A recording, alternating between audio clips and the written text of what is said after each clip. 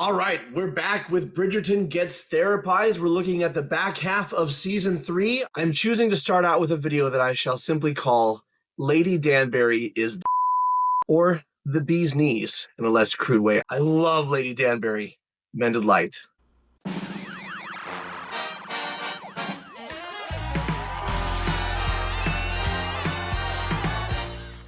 So for those who don't watch Bridgerton or need a primer, it is a Regency-era romance. It's Jane Austen with more bodice ripping, and, it's definitely modern in that sense. A lot of the rules of engagement and of society still apply that you would find in a Jane Austen novel. In this universe, Queen Charlotte is black, and she marries the white King George, and that eliminates racism in the kingdom, as everyone says, if the queen's got dark skin, we better all be cool with it. So you have very diverse cast of characters here. And Lady Danbury is, on the surface, this salty old woman with a lot of sarcasm and wit, and she's not putting up with any crap from anybody. But what I love about her is at her core is a deeply compassionate person. And when everybody else is mixed up in gossip, and when everybody else is mixed up in who's wearing what and who's dating whom and all the scandals, she is using her influence to very subtly steer things in a direction to help people. And one of her best friends is Violet Bridgerton, who is the matriarch of the Bridgerton clan and a widow, and they are just besties. Let's check this out. It is a masterpiece, is it not? And so large, life-size. Rocking that hat, Lady Danbury. Quite provocative. Yeah, quite.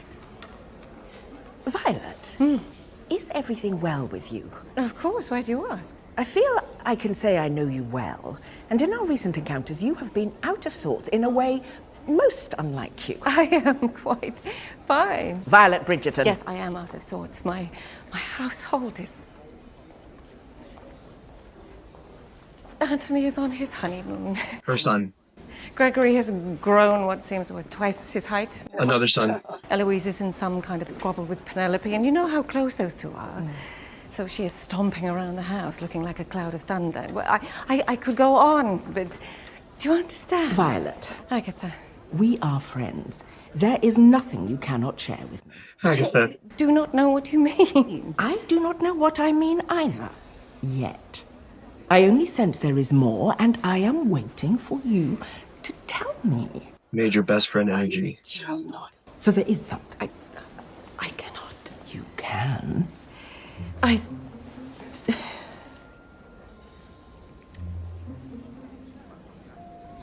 It seems my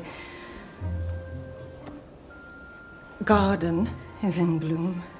It is the middle of winter. The ground is frozen. My husband and I had a garden, a luscious garden with many varieties of flowers. And when he died, the garden died. And I did not even think of the garden. I did not want the garden. But lately, Danbury's face has begun to bloom. The garden? And now it wants things. I'm horny. Air. Touch.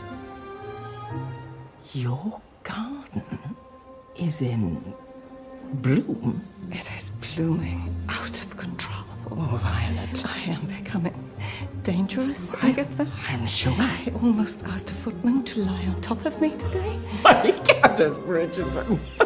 What? I must go. It was lovely to see you. Oh, Violet. No, I have been at the exhibition far longer than I planned.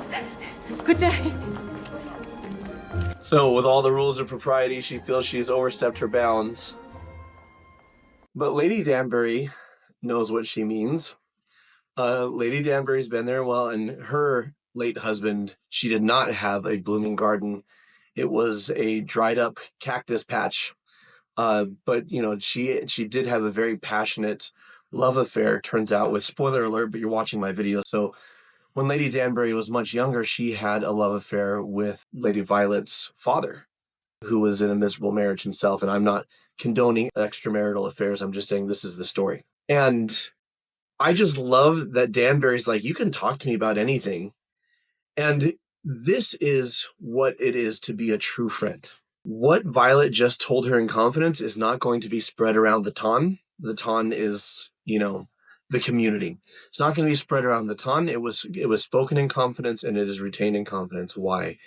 Because Danbury's got enough confidence that she doesn't need social bonus points by spreading gossip or breaking confidences to impress other people. She doesn't care. She's quite happy and content with herself. And so she doesn't need to betray or feel even the temptation to betray her friend. And this is one of the reasons why Violet opened up to her. Now, this clip is actually from the prequel series Queen Charlotte, which hops back and forth in time. So this scene is in between seasons 2 and 3 of the show, even if a lot of Queen Charlotte takes place 30 years ago, but that's neither here nor there. In season 3, Lady Violet finds herself smitten with Lady Danbury's brother. So turnabout is fair play, although Danbury doesn't know if Violet is aware of her own affair with Violet's father decades previously. And she fears that it would destroy the friendship. What's more, Danbury despises her brother because when they were younger, she was trying to run away in the middle of the night to escape being married to this terrible, abusive man. And her brother narked on her to their father and kept her from running away, and so she married this awful guy. So a lot of season 3 is to her brother, I don't want you anywhere near my best friend. You can flirt with any other woman in the town. You stay away from Violet. And her brother is a gentleman, and he's a good man, and he's a widower. And when he realizes what he did and why his sister still holds him in contempt, I couldn't find the clips online, but for those of you who know about my accountability kink, I love his very sincere apology, as well as perspective taking of his sister, and how she, in kind, ceases to see little boy him as a monster who ruined her life, and instead somebody who didn't want her to leave, didn't want her to run away, was afraid of losing her and being left alone with their awful father. And they mend the fences.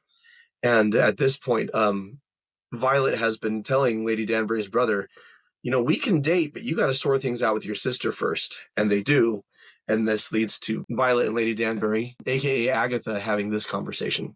You will have my support in Francesca's absence. Her daughter leaving and getting married. Also my brother's, if you wish it. We do not have to discuss that. But perhaps we should. Lord Anderson has been an exemplary gentleman. And if you were to give your blessing... Oh, it is certainly not my place to give or withhold a blessing on the matter. You are both adults. You may do as you wish. But our friendship matters. After all, it is not as though I asked your permission. Talking about the affair for the first time. I had an affair with your father. Suddenly going down rather smoothly. Talking about the alcohol. You know. Yes? I know my father was a good man. And that you have been a very good friend. And that is all I need to know.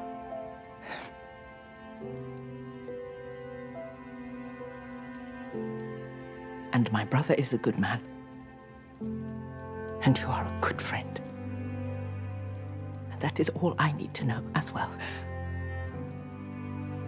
These two But rock. if he sours things between the two of you, I will pick you over him. I shall not lose you for his folly. There is nary a man alive with such power.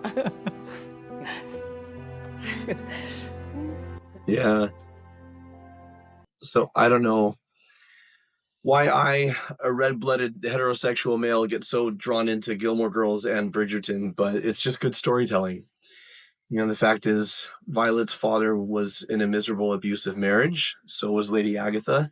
And that's not justifying the extramarital affair. But they found comfort and solace with each other for a time and then basically broke it off for the sake of his family. And what I love about this is it would be very easy for Violet to hold that against Lady Danbury. I know her name is Agatha, but I just love to say Lady Danbury, so you just roll with me.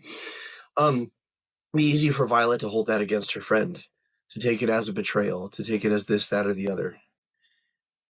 Violet doesn't condone the affair, but she does see human beings who are hurting and just grasping at any sort of connection and hope and peace in their life.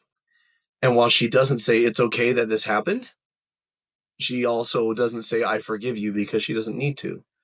It's implied with, you're a good friend and he was a good man. That's all I need to know. We definitely need accountability for our behaviors in this world and in our relationships. We also need understanding. The most hurtful behaviors that I have come across, with very rare exceptions, there are exceptions where people really are pretty close to monsters and they're just cruel and nasty and enjoy hurting others. Even in those cases, that's usually what they were raised with. That's what they know. But in most cases, our most harmful behaviors come from a sincere place of, I just want to feel safe, loved, and respected. And this is an ill-advised attempt to get that, or this is my response to not getting that. And while behaviors can be harmful, and in order to change and to grow, we need to make amends and we need to own our behavior and learn the lesson and make changes, we also need to see ourselves with compassion as human beings doing the best we know how, with the current level of ability that we have. And what I love about this friendship is they know each other so well that Violet could say, my garden is in bloom, and Lady Danbury is not going to say, oh gosh, I don't need to know that, or that's inappropriate, but just, yeah, you're going through something human and I'm here for you. Or that Lady Danbury can say, you know, don't you? And Violet waves off as, it's 30 years ago. What I know best of all is my dad loved me, and you've been a friend to me through the hardest times of my life when my husband died. And that's what I see, and that's what I look at. We need to extend compassion and grace to each other, because we only got this one life, and none of us is getting out alive. So, what are your thoughts on Lady Danbury and Violet? Violet is also the but I called this Lady Danbury because look at how that woman dresses. Phenomenal. That hat?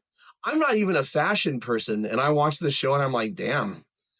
Everyone's just dressed to the nines. I'm loving it. Let me know in the comments below what you think of their relationship and what Bridgerton moments you'd like for me to respond to. I'm going to be marching down the line with season 3 coming up here. If you enjoyed this, I invite you to check out Therapist Reacts Raw. When I first responded to Bridgerton, before I even knew anything about the series, you'll see that popping up right here. Until next time, folks, keep shining. We need your light.